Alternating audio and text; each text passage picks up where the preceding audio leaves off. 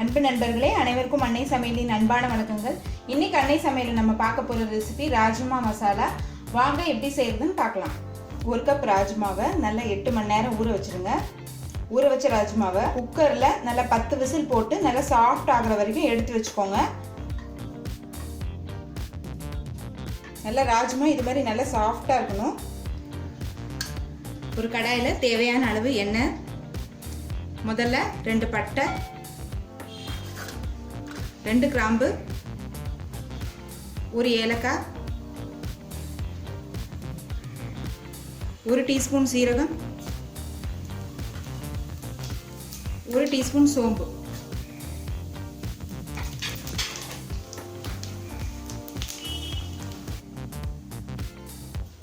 அடுத்தது பொடியா நறுக்குன 2 பெரிய வெங்காயம்.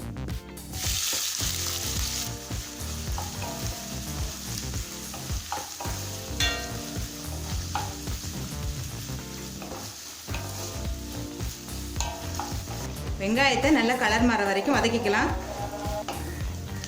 இப்போ வெங்காயத்தை நல்லா வதக்கியாச்சுங்க. அடுத்தது 2 டீஸ்பூன் இஞ்சி பூண்டு விழுது,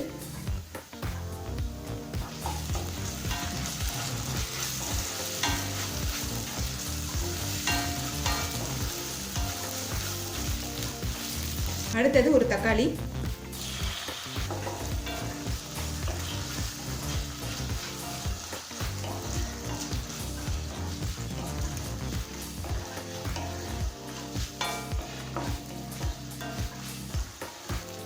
தேவையான அளவு உப்பு.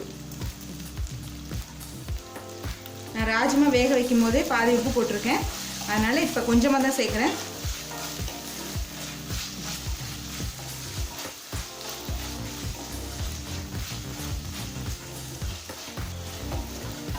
இப்போ தக்காளி நல்லா வதங்கிடுச்சுங்க.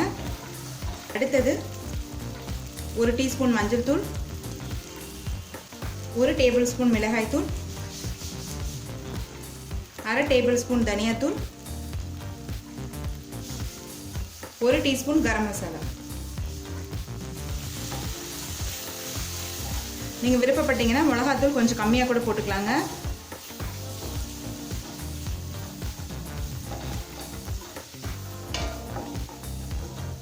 ஒரு நிமிஷம் வரைக்கும் நல்லா வதக்கிக்கலாம்.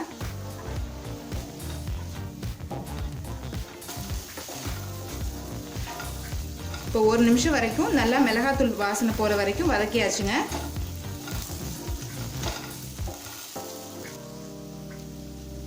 இப்போ வேக வச்ச ராஜ்மாவை இதில் சேர்த்துக்கலாம். நல்லா மிக்ஸ் பண்ணிடுங்க.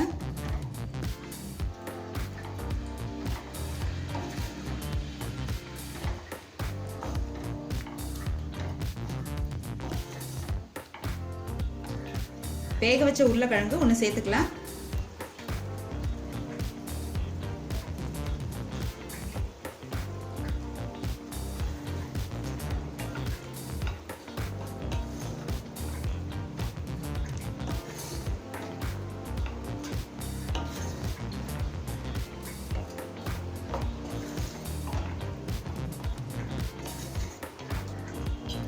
இப்போ மூடி போட்டு ஒரு 5 நிமிஷம் ஸ்லோலே வச்சிடலாம்.